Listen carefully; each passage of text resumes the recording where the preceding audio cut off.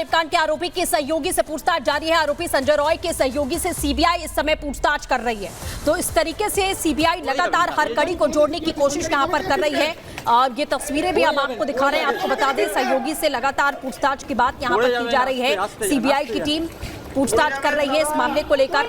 जो आरोपी का सहयोगी है, सवालों से भागा है, आरोपी संजय का सहयोगी, जिसकी तस्वीर आप यहां देख सकते हैं, जो दौड़ता हुआ इस समय नजर आ रहा है, ये सवालों से भागता हुआ नजर आ रहा है। आरोपी संजय का सहयोगी, इस मामले में इसकी क्या भूमिका रही है, क्योंकि संजय से पूछताछ के बाद में जो कड़ियां यहां पर निकलकर सामने आ रही हैं, उसे जोड़कर देखने की कोशिश की जा रही है और सीबीआई फूंक फूंक कर कदम रख रही है ताकि इस मामले की सच्चाई सामने आ सके। लेकिन जब सवाल पूछा गया इस व्यक्ति से, ये संजय का सहयोगी बताया जा रहा है, तो भाग खड़ा हुआ।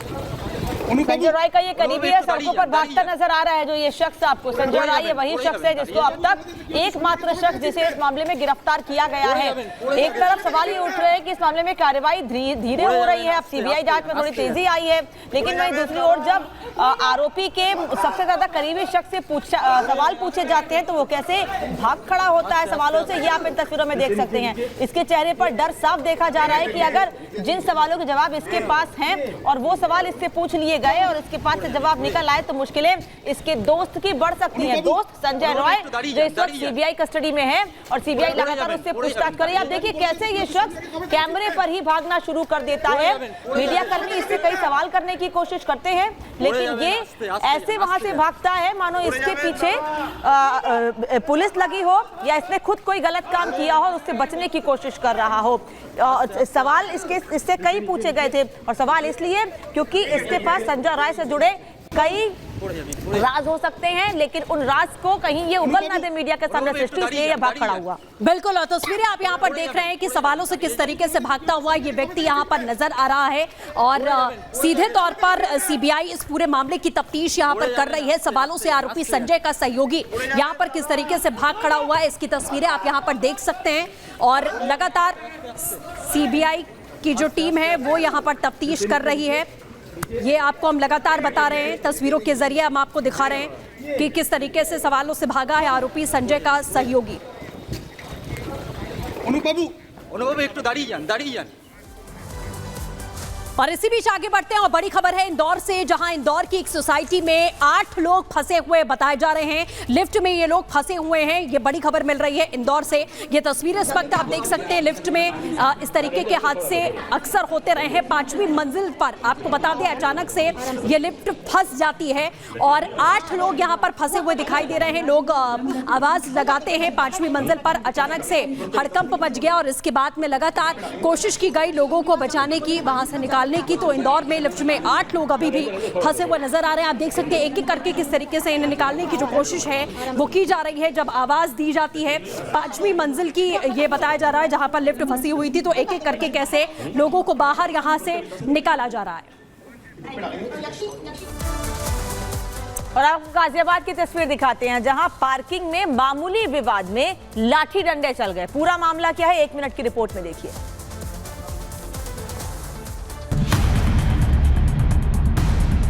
हाथों में लाठी डंडे और एक दूसरे पर निर्ममता से प्रहार करते ये लोग। तस्वीरें उत्तर प्रदेश के गाजियाबाद की है, जहां मामूली पार्किंग विवाद इस कदर बढ़ा कि लोग एक दूसरे के खून के प्यासे हो गए। लोगों के हाथ में जो कुछ लगा उससे सामने वाले पर हमला बोल दिया। किसी का सिर फूटा तो किसी का हाथ। देखते ही देखते सामान्य सा दिखने वाला मोहल्ला जंग के मैदान में बदल गया। बताया जा रहा है कि गाजियाबाद में रक्षाबंधन के मौके पर कुछ रिश्तेदार किसी के घर पर आए हुए थे। इस दौरान घर के सामने गाड़ी पार्किंग को लेकर कहासुनी शुरू हो गई, लेकिन धीरे धीरे कहासुनी बहस और फिर मारपीट में तब्दील हो गई। इस दौरान बाहर से आए कुछ लड़कों ने बुजुर्ग पर हमला कर दिया, जिसमें बुजुर्ग के सिर पर गंभीर चोट भी आई है। वहीं इस झगड़े में कई लोग घायल भी हुए हैं। घटना का वीडियो सोशल मीडिया पर तेजी से वायरल हो रहा है। हालांकि गाजियाबाद पुलिस ने मामला दर्ज कर जांच शुरू कर दी है। Bureau report, Republic Bharat. और अब बात बांग्लादेश की। आपको बता दें बांग्लादेश में लगातार हिंदुओं पर, अल्पसंख्यकों पर और हिंदू मंदिरों पर हमले बदस्तूर जारी हैं। आपको दिखाते हैं 1 मिनट की रिपोर्ट में।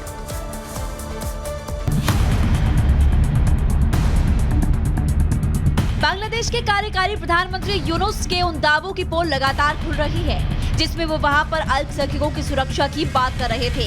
बांग्लादेश में हिंदुओं पर अत्याचार जारी है। इसी क्रम में ऐसा ही वाकया बांग्लादेश के कुश्तिया जिले से सामने आया, जहां कट्टरपंथियों की भीड़ ने एक हिंदू मंदिर पर हमला बोल दिया। उग्र भीड़ ने न सिर्फ हिंदू मंदिर को तोड़ा, बल्कि भीड़ ने मंदिर के अंदर रखी प्रतिमा को भी खंडित करने का प्रयास किया।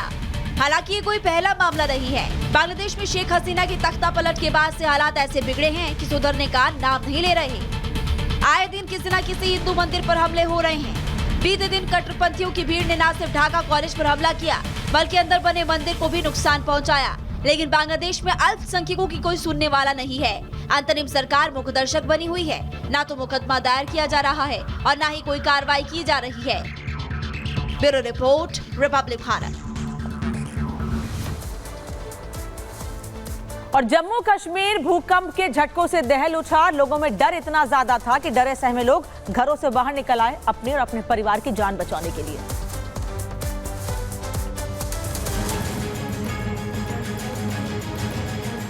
जम्मू कश्मीर के बारामूला में भूकंप के तेज झटके महसूस किए गए।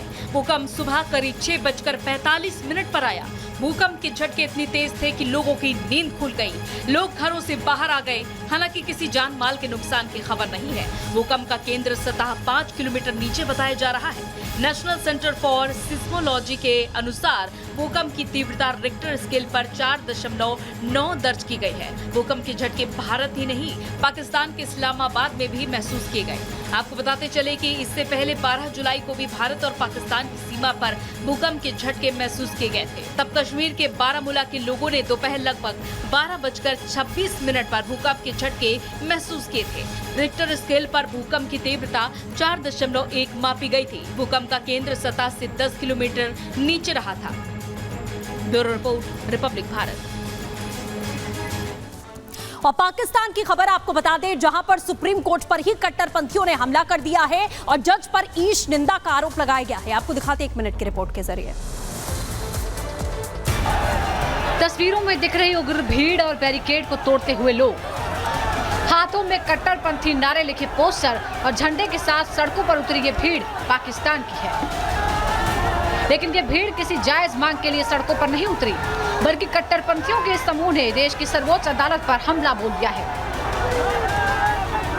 जी हाँ, सही सुना आपने। पाकिस्तान के इस्लामाबाद में कट्टरपंथियों की भीड़ ने सुप्रीम कोर्ट पर हमला बोल दिया। कोर्ट पर कट्टरपंथियों का आरोप है कि मुख्य न्यायाधीश काजी फैज ने ईश निंदा की है। यहाँ आपको यह भी बता दें कि काजी फैज ने अपने एक फैसले में कहा था कि गैर मुसलमानों को भी अपने धर्म का पालन करने का अधिकार है।